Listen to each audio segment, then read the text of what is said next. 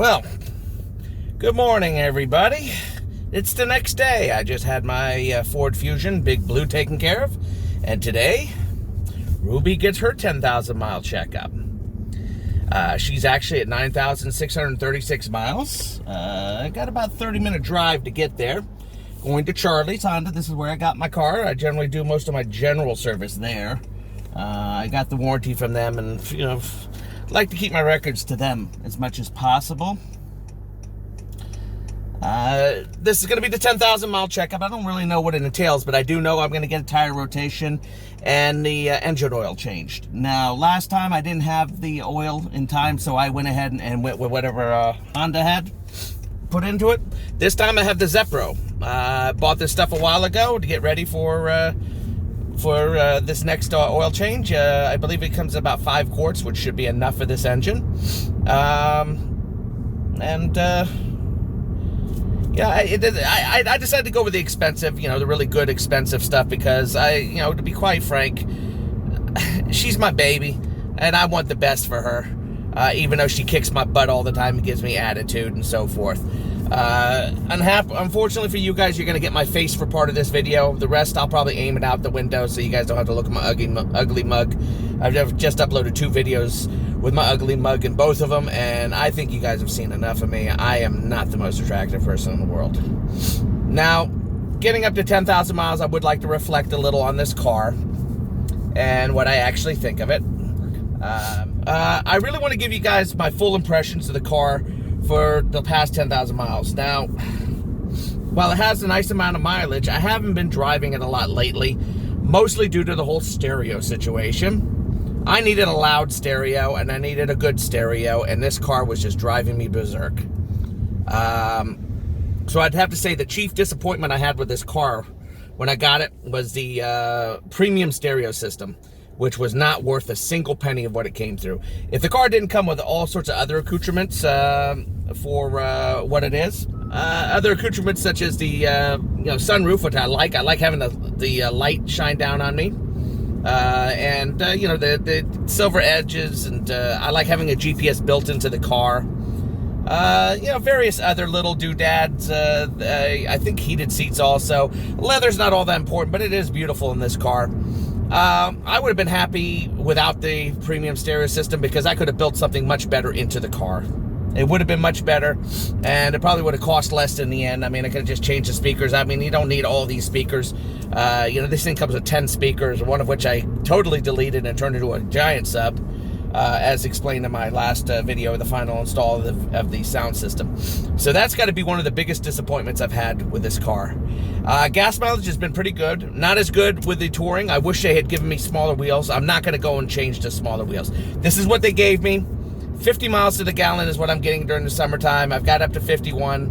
It has a lot to do with your driving, where you go, etc., etc. And I'm not a hypermiler, and I don't go out of my way to make sure I'm getting the best gas mileage. I like to drive most of the time in ACC and let the car do most of the work for me. ACC is also very reliable overall, so gas mileage is fine. I'm happy with the gas mileage of this car. And yeah, I just now noticed I only have 84 miles left in the car, so I do have enough miles to get to where I'm going. Then I have to pick up some gas. And I'm being tailgated, of course. Can't go near the speed limit. So I'm all right with the gas mileage. The car does fine. I've been very happy with the way the car handles and drives on the road. It's very smooth. It's smooth as in smooth for a sporty car. It has a sportier suspension, so it tends to hug the curves nicely. You sit low to the ground.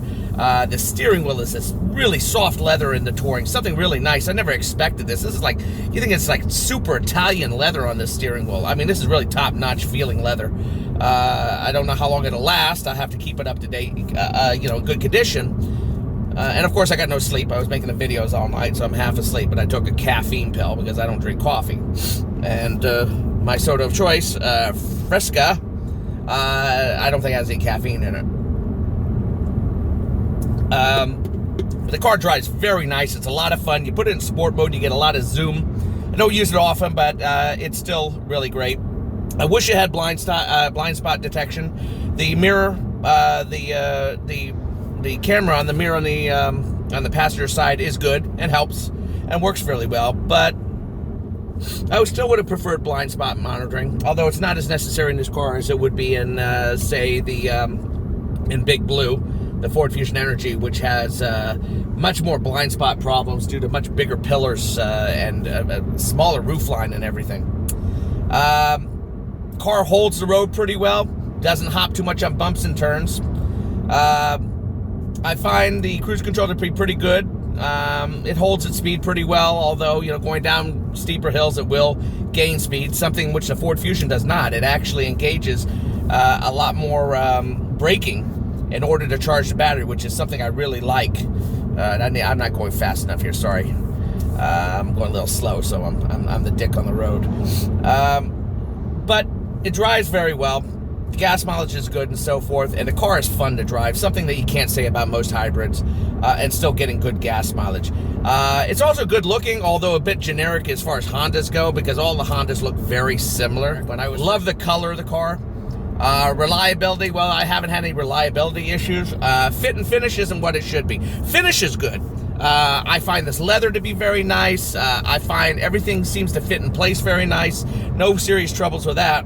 But a lot of rattles. I mean, sure, especially with the stereo when you turn it loud. And you're going to get that in a lot of cars. The Ford Fusion doesn't do it as much. The Toyota didn't do it at all that I tested. So it says a lot for the Toyota.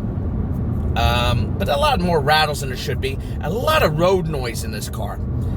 It would seem that the tires on the EX are quieter than the tires on this car. So that is a big disappointment. Also, the droning of the engine, while doable, it's something you have to really get used to, and it's something that can turn a lot of people off. I don't have a problem with it. I take it as part of the car and the way it is. Aside from that, you know, basically most of the buttons work fine. The AC is excellent in this car and works very well, keeps me nice and cool. Although I do have that rattle inside my air conditioner that I never heard before because I kept playing my radio so loud. I'm going to have that looked at. You know, it does have its problems with its radar, which I find to be a little unreliable. In general driving at higher speeds, the car's fine. But when you get into the lower speeds of the 25 to 35 mile per hour range, the car just will not recognize any car sitting at stoplights. Even I don't even get brake alerts for it. So there is something significantly wrong in the software design in this car, in that aspect. So that's got to be one of the biggest flaws. That and the radio are the two things that really bother me the most on this car. Otherwise, I mean, one of the big hits is the steering. It's a lot of fun to steer, and I love the lane centering. After driving that Toyota and seeing how it handled its lane centering, the Toyota is so much better. It's smoother. It keeps you nice in the center. It's very nice. I think this car is a hit. I mean, just like anything else, it has its problems. It's not perfect. Fit and finish. Finish is good, but fit is kind of mediocre with Honda. And I have a feeling a lot of their cars are like that. I'm hearing a lot about that. So that is stuff to keep in mind. But there really isn't all that much to say. And I wish I had gotten better sleep. Then I could have given a better general 10,000 mile review. But I am going to have those body panels checked on the bottom that I showed in an earlier video that I asked a lot of people whether it's going on. They also have some insights on this lot, I believe. And I'm going to check out those insights and see if any of them have the same problem with the body panel. I forgot what else going in. And then, of course, the sound in the air conditioning, which isn't happening now, which is pissing me off. It's an on-again, off-again situation, which is very annoying. Well, this is Verdier out for now. I talked so much, it's pathetic, and we'll go on from here, and I'll let you know how the oil change goes, how the rotation goes, and whether there were any issues found. Take care. Well, guys, we're reaching Charlie's Domain. Everyone's driving too damn fast here. I'm just following the flow of traffic, man. But it's dropping down to 35 miles per hour here, and I am not getting a ticket over this crap. So we're going to slow way down. Charlie's Domain means basically everything out here seems to be owned by Mr. Charlie. Except maybe the Kia deal. You know, it's Charlie's Kia. I might look over there at some of the Kias because someone mentioned a Kia Optima Hybrid as a car to look into, you know, maybe in the future.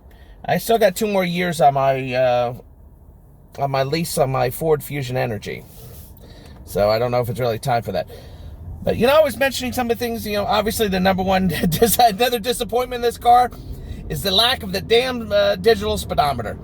There, got it out of the way. But I'm thinking maybe I'll check out those Kias. Here's Charlie's Honda. They should be totally finished by now with all their fix-ups and everything they were doing over here. Oh, yeah. Now we can pull directly in. And there they got the... God, what is that? I forgot the name of that car. Yeah, that's their plug-in hybrid, which is not very impressive. I've driven it. It's okay. It's not like it's terrible or anything. It's just, it's not particularly good either. Well, ladies and gentlemen, Ruby's oil is changed and the 10,000-mile checkup is all said and done. Everything's green and a go, and she's in great shape. Of course, the little rattle that people have talked about in the air conditioning that I've heard off and on wasn't going on when I came here. Heaven forbid, I might be able to figure that out, but no. Another discussion, that little piece of trim that I was talking about at the bottom of the doors, the rear doors that has that space in there. I checked 3 other Honda 2019 Insights here. They all have it. So we're going to assume it's a quote-unquote feature of the 2019. I don't know if the 2020 is different, but that's just the way it is. Everything's in good shape. My total bill for today was... 56, I think $56.81.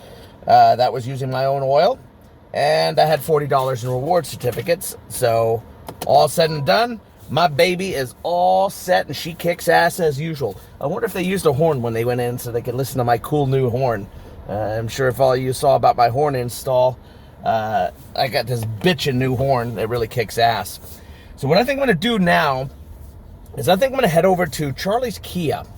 Someone talked about the Kia Optima Hybrid.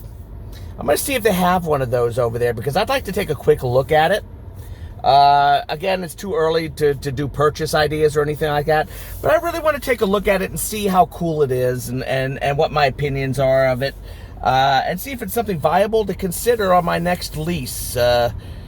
Dude, you know, at times like this, I sometimes wish I had 1-year leases so I could keep changing cars. It's actually a lot of fun. These cars are a lot of fun, and I like all the new tech that comes out, you know. So, you know, we'll see what happens, and so forth. So, this is Verdier, over and out on this video. You guys take care, and we'll talk to you later.